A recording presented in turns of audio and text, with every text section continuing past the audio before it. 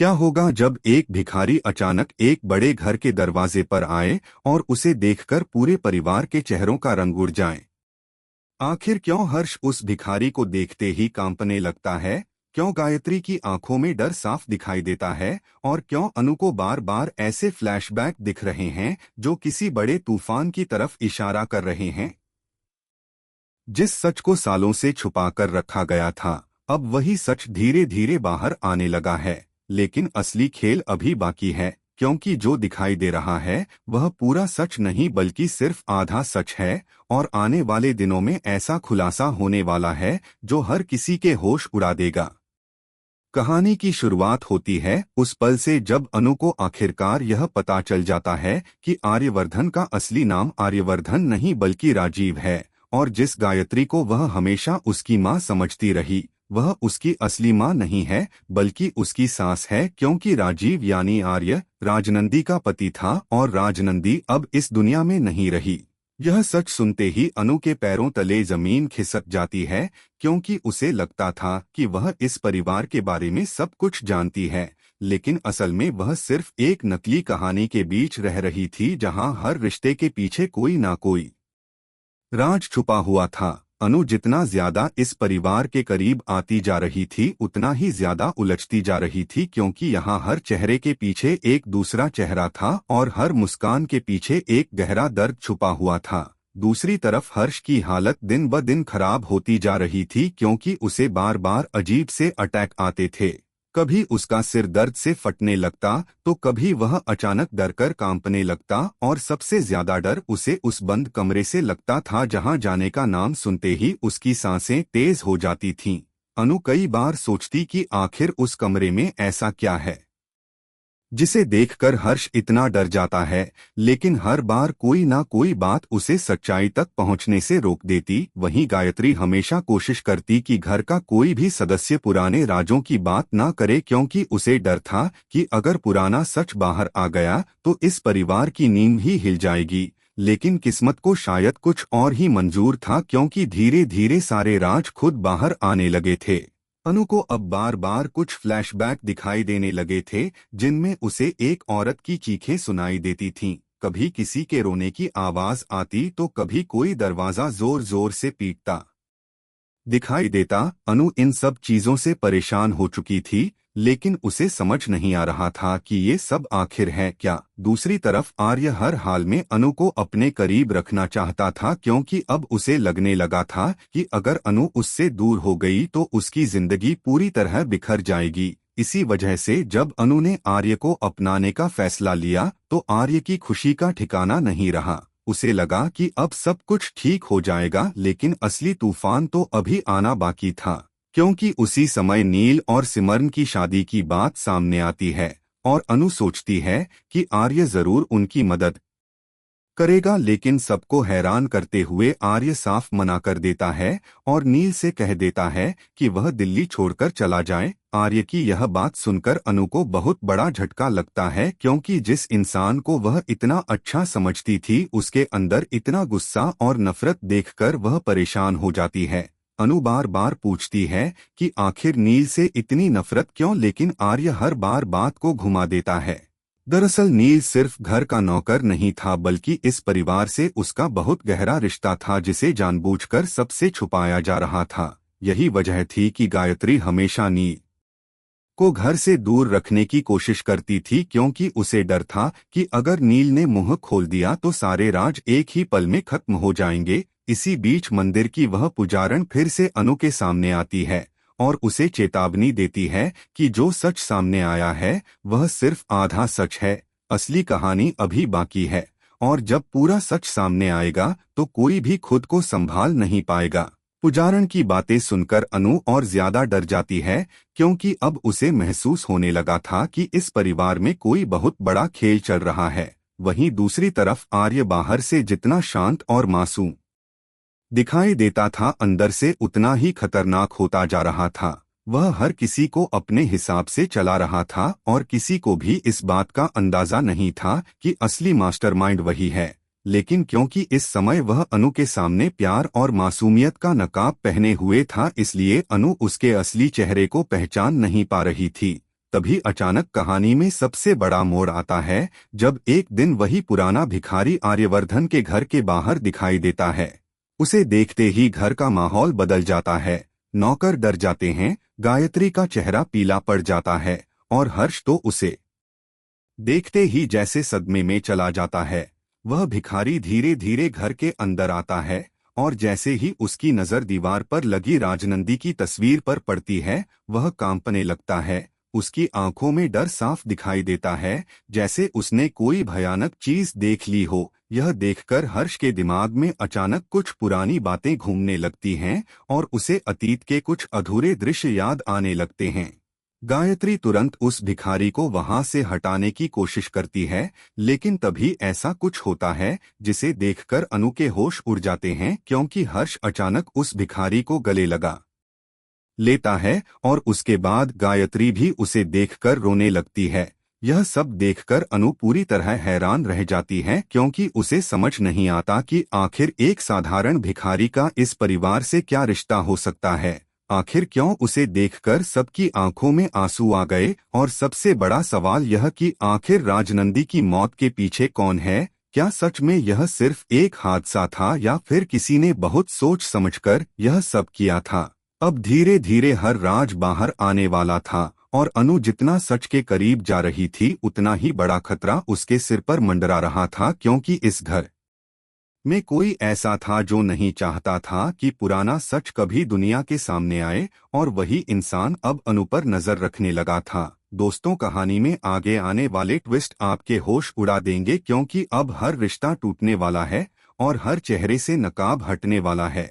अगर आप भी जानना चाहते हैं कि आखिर राजनंदी की मौत का असली जिम्मेदार कौन है और यह भिखारी इस परिवार का कौन सा राज जानता है, तो अपनी राय जरूर बताइए और जुड़े रहिए इस जबरदस्त कहानी के साथ, क्योंकि आगे जो होने वाला है वह किसी ने सपने में भी नहीं सोचा होगा।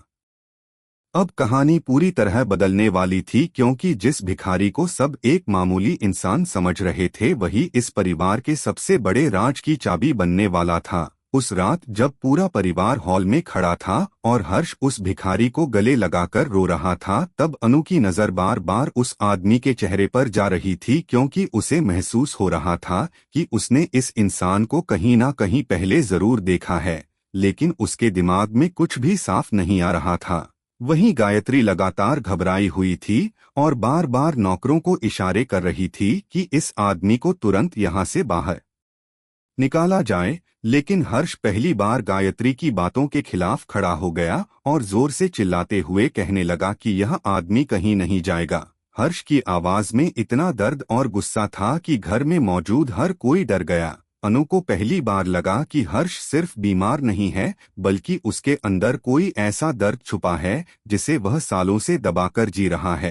तभी वह भिखारी का पति आवाज में राजनंदी का नाम लेता है और यह नाम सुनते ही पूरे घर में सन्नाटा छा जाता है। अनु की धड़कनें तेज हो जाती हैं, क्योंकि अब उसे यकीन हो जाता है कि यह आदमी जरूर राजनंदी की मौत का सच जानता है। लेकिन इससे पहले कि कोई उससे कुछ पूछ पाता, गायत्री तुरंत बीच में आ जाती है और कहती है कि यह आदमी पागल है, इसकी बातों पर भरोसा मत करो। मगर अनु अब चुप रहने वालों में से नहीं थी। उसने साफ साफ पूछ लिया कि आखिर यह आदमी कौन है और इसे देखकर सब इतने परेशान क्यों हैं। लेकिन हर बार की तरह कोई उसे सीधा जवाब नहीं देता।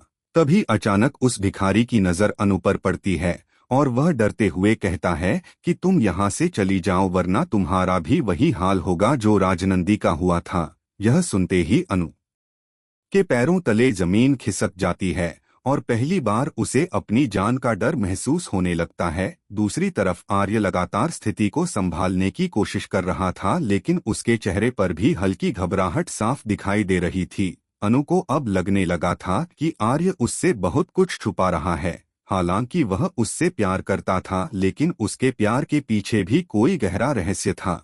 उसी रात अनु चोरी छिपे उस भिखारी से मिलने जाती है, क्योंकि अब वह किसी भी कीमत पर सच जानना चाहती थी। जब वह स्टोर रूम के पास पहुंचती है तो देखती है कि हर्ष पहले से वहां मौजूद है और वह उस भिखारी से रोते हुए कह रहा है कि उसने अपनी बहन को बचाने की बहुत कोशिश की थी, लेकिन वह असफल रहा। यह सुनते ही अनु का दिल जोर जोर से धड़कने लगता है, क्योंकि अब साफ था कि राजनंदी की मौत कोई साधारण हादसा नहीं थी। अनु जैसे ही आगे बढ़ती है, तभी अचानक कोई पीछे से उसका हाथ पकड़ लेता है और वह डरकर चीख पड़ती है। पीछे मुड़कर देखती है तो वहां आर्य खड़ा होता है, जिसकी आंखों में गुस्सा साफ दिखाई दे रहा था।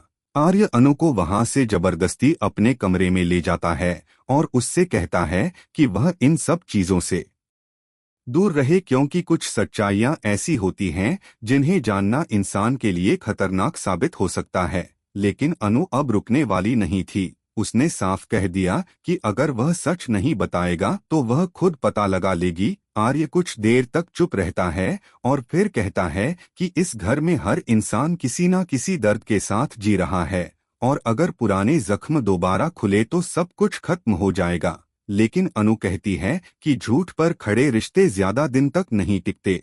यह सुनकर आर्य पहली बार टूटता हुआ नजर आता है। उसकी आंखों में आंसू आ जाते हैं, लेकिन फिर भी वह पूरा सच बताने की हिम्मत नहीं जुटा पाता। अगली सुबह घर का माहौल और ज्यादा अजीब हो जाता है, क्योंकि वह भिखारी अचानक गायब हो जाता है। पूरे घर में उसे ढूंढा जाता है, लेकिन उसका कहीं कोई पता नहीं चलता। वहीं हर्ष की तबीयत अचानक फिर बिगड़ जाती है और उसे जोरदार अटैक आता है।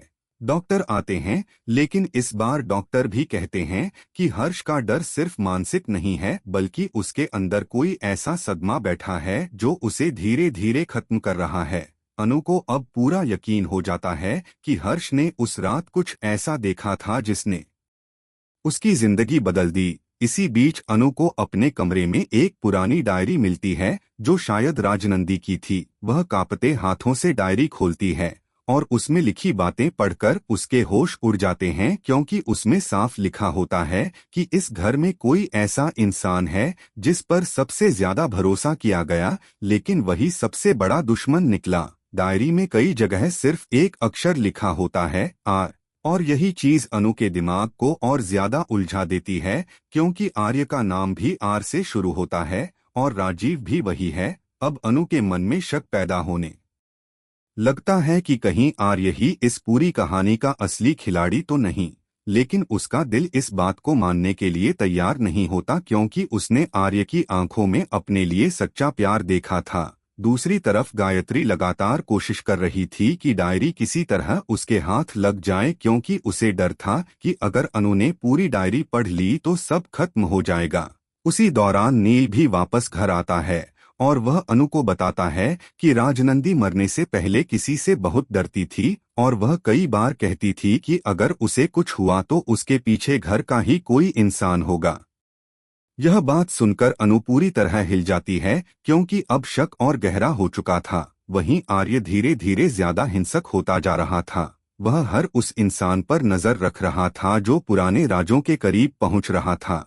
लेकिन सबसे बड़ा झटका तब लगता है जब अनु को पता चलता है कि जिस रात राजनंदी की मौत हुई थी, उस रात आर्य भी उसी कमरे में मौजूद था। यह सच सामने आते ही अनु पूरी तरह टूट जाती है, क्योंकि अब उसके मन में हजारों सवाल घूमने लगते हैं। अगर आर्य वहां था तो उसने सच क्यों छुपाया? आखिर उस रात ऐसा क्या हुआ था जिसे याद करके आज भी सब डर जाते हैं? और सबसे बड़ा सवाल यह कि आखिर वह भिखारी कौन था जिसे देखकर पूरा परिवार कांप उठा था? क्या वह सिर्फ एक गवाह था, या इस कहानी का कोई ऐसा किरदार जो अब तक परछाइयों में छुपा हुआ था? दोस्तों, कहानी अब ऐसे मोड़ पर पहुंच चुकी है जहां हर सच के पीछे एक और बड़ा झूठ छुपा हुआ है, और आने वाले समय में ऐसा खुलासा होने वाला है जो पूरे परिवार को बर्बाद कर देगा। अगर आप भी जानना चाहते हैं कि आखिर राजनंदी की मौत के पीछे किसका हाथ था और आर्य सच में हीरो है या इस कहानी का सबसे बड़ा विलेन, तो अपनी राय जरूर बताइए, क्योंकि आगे आने वाला ट्विस्ट आपकी सोच पूरी तरह बदल देगा।